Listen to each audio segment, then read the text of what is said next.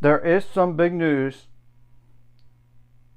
for college football, both at the FBS and FCS level. And I apologize for looking down because I cannot memorize all this stuff. And I put the article and description below. Like, the Ncaa has eliminated the spring transfer window, but when the free agency is open, remains undetermined.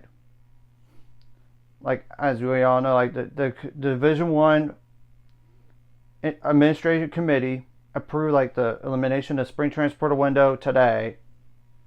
The Division One Oversight Committee voted earlier this month to approve a 10-day portal, but that was not approved today. It remains undetermined when the one-time transfer portal would be, which was proposed for January 2nd through 11th. The Ncaa said in response to student-athlete feedback,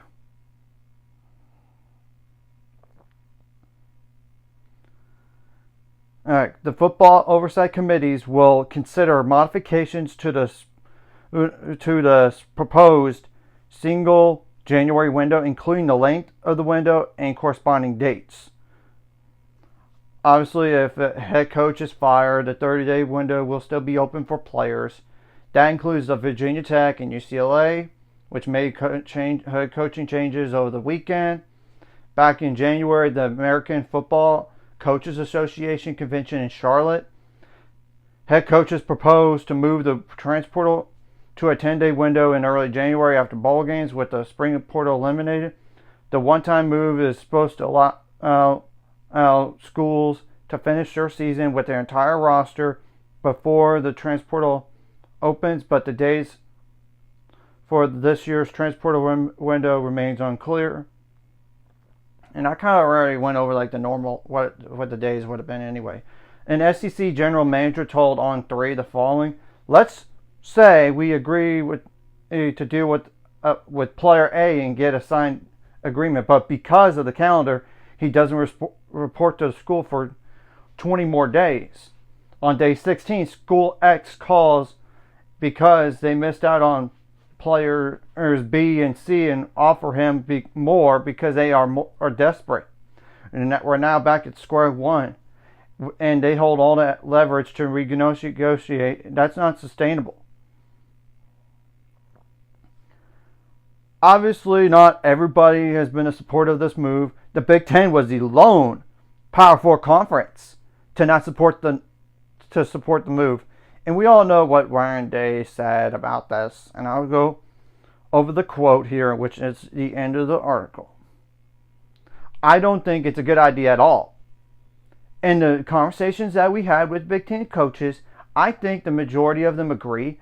I just don't quite understand how teams that are playing in the playoffs are expected to make decisions inside their upcoming players while they're still getting ready to play for games, and it doesn't make any sense to me. I'm sorry, dude, there's no perfect date in general. You have to think about the academic calendar." That's what I would say to him. I'm sorry. And would you rather still have to deal with 2 transfer portal windows? I thought you would want to make it easier for yourself, but clearly you're not. But that's just beside me.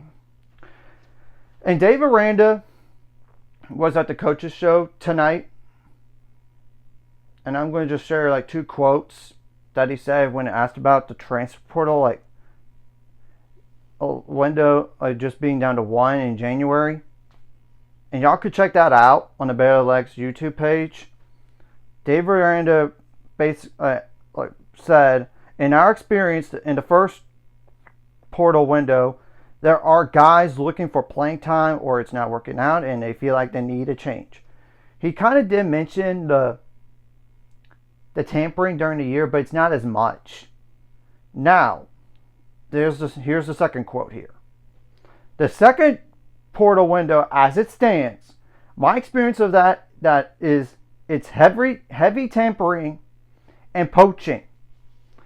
I'm sure Dave Aranda is not the only coach dealing with that problem in the second transfer portal window." And he kind of later on explained that, hey, at least we would know the roster after January going forward. And for the players to have reps with each other And he is for the single transporter window, by the way.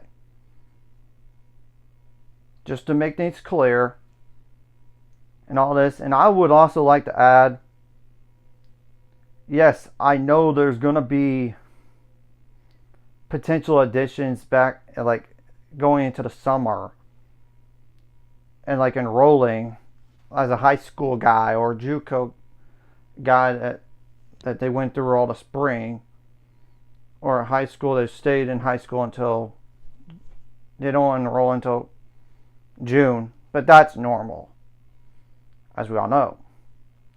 So we're going to have to find out when the days are really going to be, but now it's officially going to be just one single transporter window. We just don't know the days yet. And no matter when the days are, it's not going to be a perfect solution for those college football playoff teams. Let's be real. Because they're still going to have to play the national championship. They'll have to still play the semifinal games. It's not even mentioning like quarterfinals as well. Because the first round games, that's during the bowl game season. Easily.